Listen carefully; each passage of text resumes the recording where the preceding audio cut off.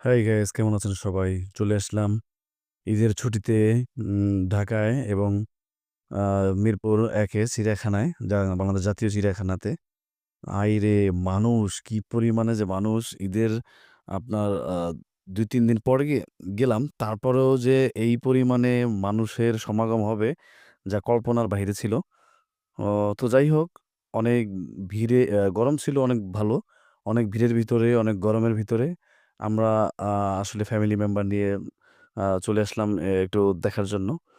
তো সর্বোপরি কথা বলতে গেলে যে এই গরমের ভিতরেও একটু আ আনন্দ নেওয়ার জন্য আসলে আসা। একটু ঘুরে, ঘুরে দেখলাম আ আপনার অনেকবারই আসলাম এখানে। তো এবার হচ্ছে আসা হচ্ছে আ ফ্যামিলি নিয়ে। এর আগে একা, একা আ আসছিলাম।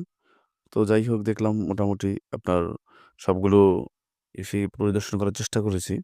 অনেক জায়গায় দেখা যায় আপনার আ গরমের কারণে, ধুলাবালির কারণে ১.৫ টা দেখা হয় নাই। তো ওই যে আপনার যে প্রাণীগুলি ছিল চেষ্টা করেছি ফ্যামিলি মেম্বার নিয়ে সবাইকে সবগুলোই দেখানোর জন্য। কিন্তু গরমের ভিতরে আসলে খুবই আ অবস্থা খারাপ ছিল। তারপরেও চেষ্টা করেছি ঘুরে, ঘুরে দেখানোর জন্য। আসলে আর চিড়িয়াখানায় তো আগের মতো আপনার ও সবগুলো পশুর সবগুলি আ ছিল না। অনেকগুলি খাঁচা উম দেখছিলাম যে হচ্ছে ভিতরে কিছু নাই। সেটা ওই কর্তৃপক্ষ যারা আছে তারাই ভালো জানে যে আসলে সেই উম যেগুলিতে খালি খাঁচাগুলি সেইগুলির পশুগুলি ইয়েগুলি কোথায় গেছে, নাই কেন?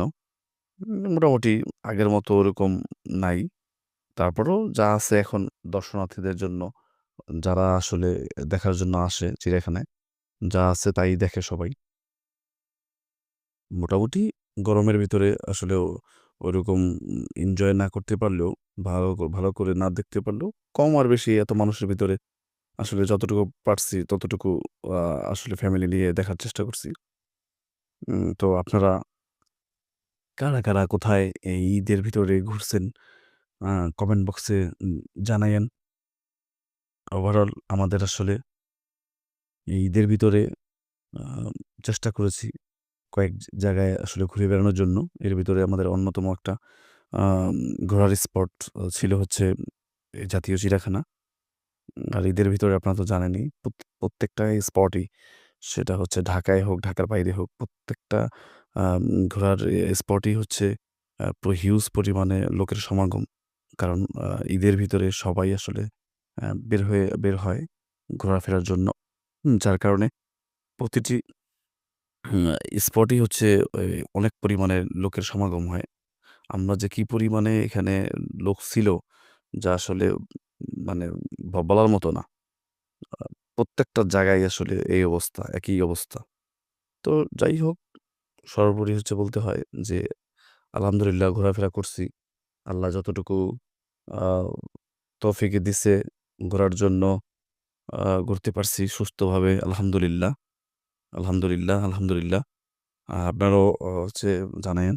আল্লাহ হাফেজ। ভালো থাকবেন, সুস্থ থাকবেন। নতুন কোনো ভিডিওতে আবার দেখা হবে ইনশাআল্লাহ।